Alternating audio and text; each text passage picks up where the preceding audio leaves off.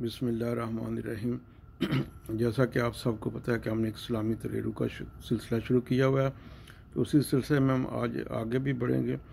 तो सबसे पहले जिन साहब ने अभी तक मेरा चैनल सब्सक्राइब नहीं किया, जल्दी से सब्सक्राइब कर लें ताकि हर नई आने वाली वीडियो आप तक बसानी पहुँच सके।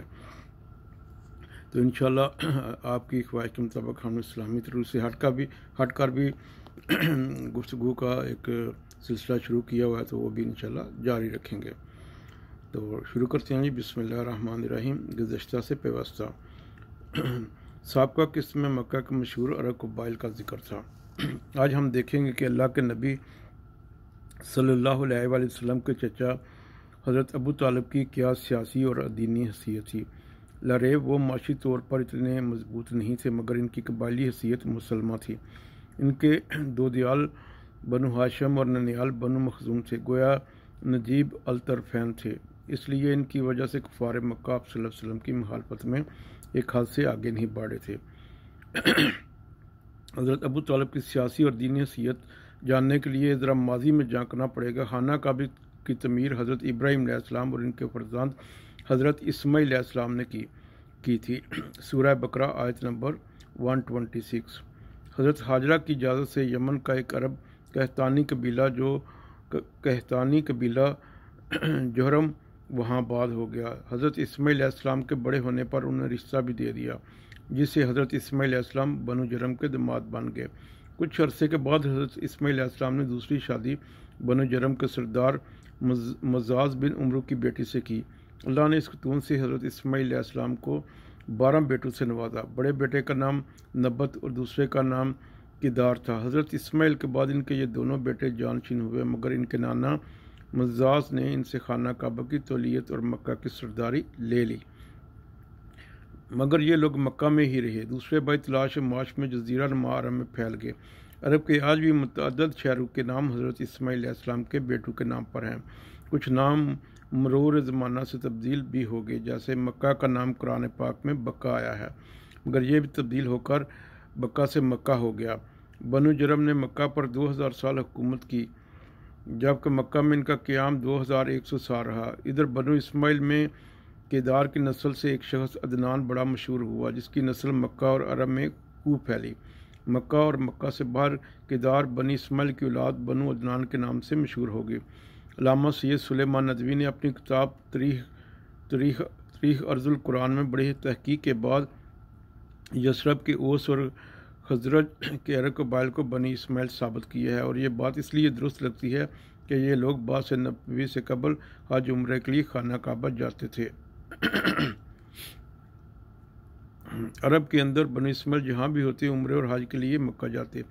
अदनान अल्लाह के नबी सल्लल्लाहु अलैहि वसल्लम के सिलसिला नसब में 21वीं पृष्ठ पर पड़ते हैं। बनु जरम की माशी हालत बिगड़ी तो उन्होंने हाजियों को तंग करना शुरू कर दिया। इसी दौरान बनु जरम के एक हमशीर कबीले बनु खुज़ा ने यमन से आकर मक्का के करीब डेरे डाल लिए। बनु खुज़ाना ने देखा कि बनु अदनान बनु इस्माईल बनु जरम से नफरत करते हैं। इस बात ने बनु खुज़ा में हौसला पैदा किया और उन्होंने एक और कबीले बनु बकर की मदद से अचानक मक्का पर हमला करके बनु जरम को मक्का से बेदखल करके यमन भागने पर मजबूर कर दिया। बनु जरम ने जाते जाते जमजम के कुएं को इस तरह बंद किया कि इसका नामो निशान तक बाकी न छोड़ा। मक्का पर बनु खुज़ा काबज़ हो गए, लेकिन उन्होंने हुकूमत में बनु बकर को शामिल ना किया। अलबत्ता हज की निस्बत से कुछ एजाज़ी ओहदे इनके लोगों को दे दिए। बनु बकर इससे नाखुश तो हुए, मगर खामोश रहे। बनु अदनान का अब भी किसी काम में कोई अमल दखल ना था। बनु खुज़ा ने जिन लोगों को हज की खिदमत के लिए ओहदे दिए, उन्होंने हज के अंदर वो बिदात दाखिल की कि हज की शक्ल ही बिगाड़ कर रख दी। खाना काबा का बरना तवाफ़ किया, मर्द क्या औरत करते। सूरह अल-अराफ आयत नंबर 19-35। आराम बांध कर घर जाना पड़ता, दरवाजे से नहीं बल्कि एक भी दीवार फांद कर घर जाते। सूरह अल-बकरा आयत नंबर 129। मैदान अरफात क्योंकि हदूद हरम से बाहर पड़ता है, इसलिए वहाँ जाना अपनी शान के खिलाफ समझते, इसलिए मुज़दलिफ़ा से ही वापसी कर लेते।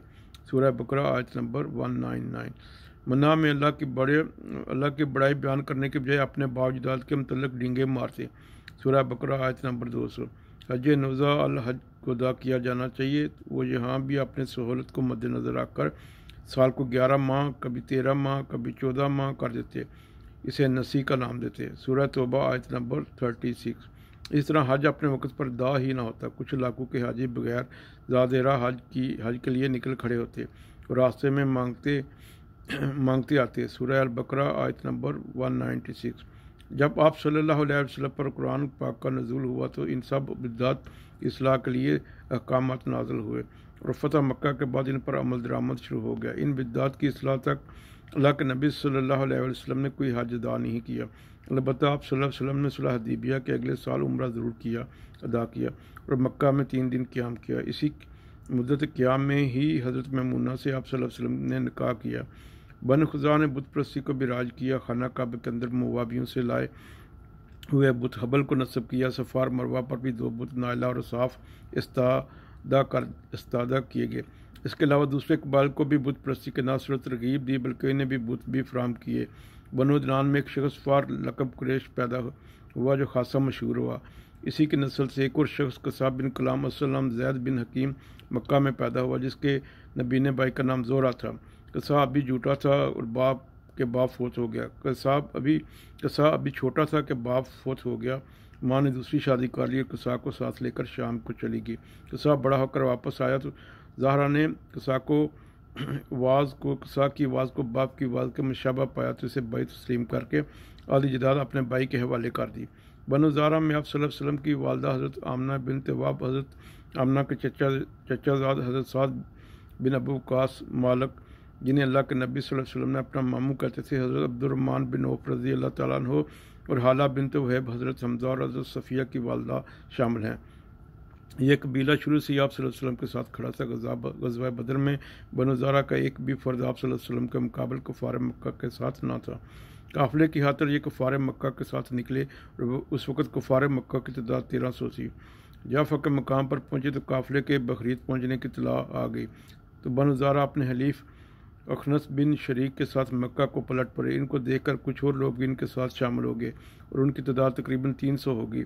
ان 300 کے اخراج کے بعد کفار مکہ کے لشکر کی تعداد تقریباً 1000 رہ گئی۔ قصہ جب مکہ آیا تو اس نے پورے رکھ رکھاؤ کے ساتھ اپنی رہائش رکھی۔ اس وقت بنو خزاعہ کا سردار حلیل تھا جس کی ایک ہی بیٹی تھی جس کا نام حبی تھا۔ قصہ نے حلیل سے حبی کا رشتہ مانگا۔ حلیل نے قبول کر کے حبی کی شادی قصہ سے کر دی اور خانہ کعبہ کی تولیت بھی حبی کے نام کر دی۔ حبی سے 3 بیٹے اور 2 بیٹیاں پیدا ہوئیں۔ ایک بیٹا عبد المناف ہاشم مطلب عبد الشمس نوفل، دوسرا بیٹا عبد الدار بنو شیبہ عثمان بن طلحہ کلید بردار خانہ کعبہ، تیسرا بیٹا عبد العزا بنو اسد حضرت ختیجہ رضی اللہ تعالیٰ عنہ بنت خویلد اور ان کے بھائی اور آپ صلی اللہ علیہ وسلم کی پھوپھی حضرت صفیہ رضی اللہ تعالیٰ عنہ کے خاوند عوام بن خویلد، حضرت ورقہ بن نوفل، حضرت ختیجہ کے بھتیجے کے حکیم بن حزام وغیرہ۔ قصہ نے اپنے بھائی بیٹوں اور مکہ میں رہائش پذیر قریش قبائل کو اکٹھا کر کے ایک طاقت حاصل کر لی۔ اس لیے بنو خزاعہ کے سردار حلیل کے فوت ہونے پر اس نے خانہ کعبہ کی تولیت کا دعویٰ کر دیا۔ بنو خزاعہ نے اس کے حق کو رد کیا تو قصہ نے مکہ کے قرب و جوار کے قریشی قبائل کو ساتھ ملا کر بنو خزاعہ کو چیلنج کیا تو دونوں طرف سے تلواریں نکلائیں اور لڑائی چھڑ گئی۔ دونوں طرف سے لوگ قتل ہوئے۔ پھر صلح کی آوازیں اٹھیں اور ایک شخص یامر بن عوف کو منصف مان لیا گیا۔ اس نے خون بہا کے فیصلے کے ساتھ قصہ کو خانہ کعبہ کا جائز متولی اور مکہ کا سردار قرار دے کر بنو خزاعہ اور بنو بکر کو مکہ سے نکل جانے کا حکم دیا، جس پر بنو خزاعہ اور بنو بکر نے مکہ چھوڑ کر اس کے پاس رہائش اختیار کر لی۔ اس طرح 440 عیسوی میں تقریباً 2300 سال بعد مکہ کی سرداری اور خانہ کعبہ کی تولیت بنو اسماعیل کو واپس مل گئی۔ قصہ اب بلا شرکت غیر مکہ کا سردار تھا۔ اس نے مکہ کی ٹاؤن پلاننگ کی اور اپنے قریبی رشتہ داروں چچا مخزوم، چچا تیم، بھائی زورا، بیٹا عبد المناف، بیٹا عبد الدار، بیٹا عبد العزا کو خانہ کعبہ کے ارد گرد باد کیا۔ خانہ کعبہ کی ایک جانب دار الندوب بنایا جہاں فیصلے کیے جاتے۔ یہ جگہ حتیم کے سامنے باب فتح کے آس پاس رہی ہوگی۔ باب فتح سے آپ صلی اللہ علیہ وسلم کی فتح مکہ کے موقع پر داخل ہوئے تھے۔